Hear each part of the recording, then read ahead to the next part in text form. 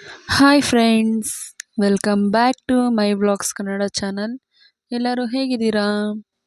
I hope ಎಲ್ಲರೂ ಚೆನ್ನಾಗಿದ್ದೀರಾ ಅಂತ ಅನ್ಕೋತೀನಿ. ಇವತ್ತು ಒಂದು ಒಕೇಶನ್ ಇತ್ತು ಅಂತ ನಾವು ಬ್ಯಾಂಗ್ಳೂರ್ಗೆ ಹೊರಟಿದ್ದೀವಿ. ನಾವಿವತ್ತು ಬಸ್ಸಲ್ಲಿ ಹೊರಟಿದ್ದೀವಿ. ನಾವು ಬಂದು ಬೆಳಿಗ್ಗೆನೆ ಬೇಗ ಹೊರಟಿರೋದ್ರಿಂದ ಟ್ರಾಫಿಕ್ ಎಲ್ಲ ಕಡಿಮೆನೇ ಇತ್ತು.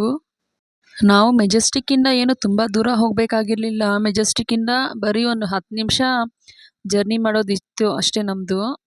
ಸರಿ ಅಂತ ಅಲ್ಲಿ ಫಂಕ್ಷನ್ ಅಟೆಂಡ್ ಮಾಡಿಕೊಂಡು ಅಲ್ಲಿಂದ ನಾವು ಹೊರಟಿದ್ದು ಅಣ್ಣಮ್ಮ ದೇವಿ ದೇವಸ್ಥಾನಕ್ಕೆ.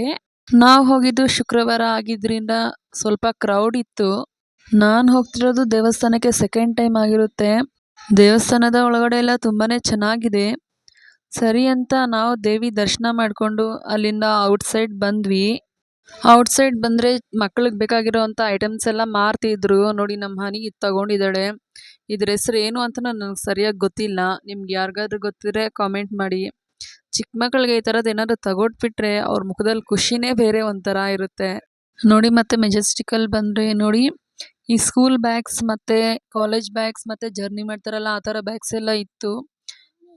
ಮಕ್ಕಳಿಗೆ ಬಟ್ಟೆ, ಪ್ಯಾಂಟ್ಸ್, ಟಾಪ್ಸ್ ಮತ್ತು ಇದು ಸ್ಕ್ರೀನ್ಸ್ ಎಲ್ಲ ಬರುತ್ತಲ್ವ, ಆ ಥರದ್ದೆಲ್ಲ ಇತ್ತು. ತುಂಬಾ ಇತ್ತು. ನಾನು ಸುಮ್ಮನೆ ಹೋಗಿ ಕೇಳಿದೆ ಅಷ್ಟೇ, ಏನೂ ತಗೊಳಕ್ಕೆ ಹೋಗಿಲ್ಲ.